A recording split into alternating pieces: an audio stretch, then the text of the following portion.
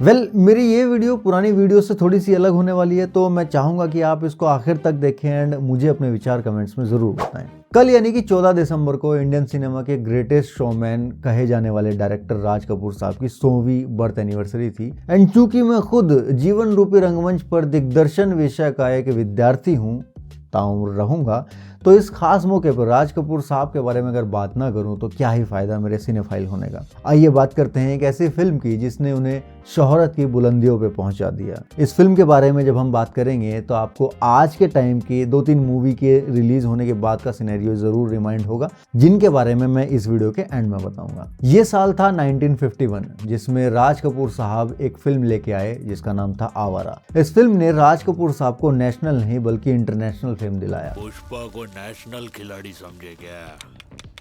International है। Film का title song आवारा हूँ या गर्दिश में हूँ आसमान का तारा हूँ इतना फेमस हुआ, आजकल की भाषा में कहूँ तो वायरल हुआ था, कि इसे इंडिया ही नहीं बल्कि फॉरेन कंट्रीज में भी काफी ज्यादा पसंद किया गया था। आज भी ये सॉन्ग कहीं ना कहीं किसी न किसी इंटरनेशनल प्लेटफॉर्म पे बजता हुआ सुनाई पड़ जाता है। आवारा ने दुनिया भर में हिंदी सिनेमा का नक्शा बदल दिया। ओवरसीज में इस फिल्म को द वागाबॉन्ड के नाम से जाना गया। अब आप सोच रहे होंगे कि इस फिल्म में ऐसा क्या खास था। अब वैसे तो राज कपूर साहब की बनाई कई हिंदी फिल्में क्लासिक फिल्मों की कैटेगरी में शामिल है, लेकिन इस फिल्म की कहानी ने उसे खास कॉन्सेप्ट के फिल्मों में चलन की शुरुआत की जो आज तक बड़ी शिद्दत से घिसा जा रहा है और किसी भी विलन की बैक स्टोरी को एक डीप एस्पेक्ट देने में हेल्प करता है। मूवी में दिखाया गया था कि कोई भी इंसान जन्म से अपराधी नहीं होता, कई बार उसके हालात उसे जुर्म की दलदल में उतरने को मजबूर कर देते हैं। इस फिल्म में हिंदुस्तान की आजादी के बाद देश में बेरोजगारी और भ्रष्टाचार के बारे में भी बात की गई थी। इस फिल्म ने रशिया में भारतीय फिल्मों के लिए अलग ही दरवाजे खोल देते भाई। इवन टर्की में इस फिल्म का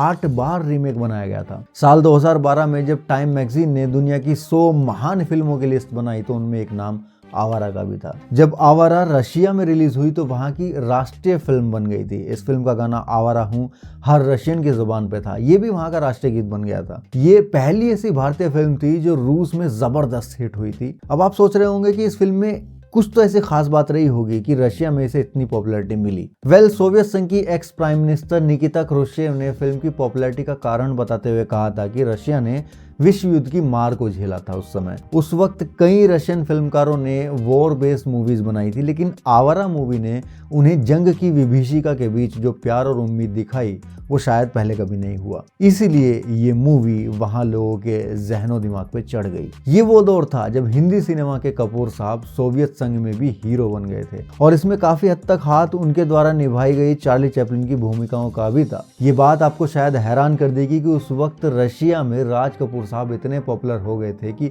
उनकी पॉपुलैरिटी ने भारत के पहले प्राइम मिनिस्टर जवाहरलाल नेहरू की पॉपुलैरिटी को भी पीछे छोड़ दिया था। प्रधानमंत्री नेहरू जब अपनी पहली सोवियत यात्रा पे गए थे तो भीड़ उन्हें देखकर सबसे पहले पता है क्या चिल्लाई थी?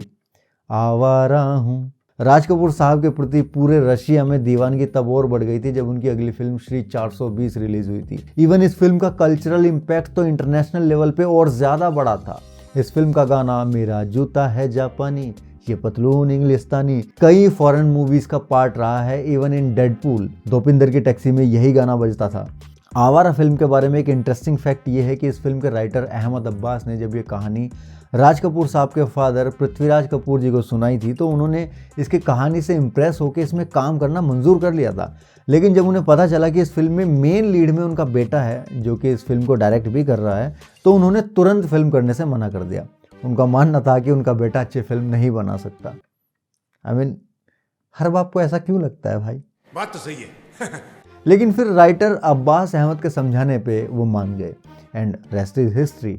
आज अगर हम पुष्पा, बाहुबली एंड RRR जैसी इंडियन फिल्म्स को इंटरनेशनल लेवल पे सेलिब्रेट करते हुए देखते हैं तो इसकी लेगेसी कहीं ना कहीं आवारा मूवी के साथ जुड़ी हुई नजर आती है।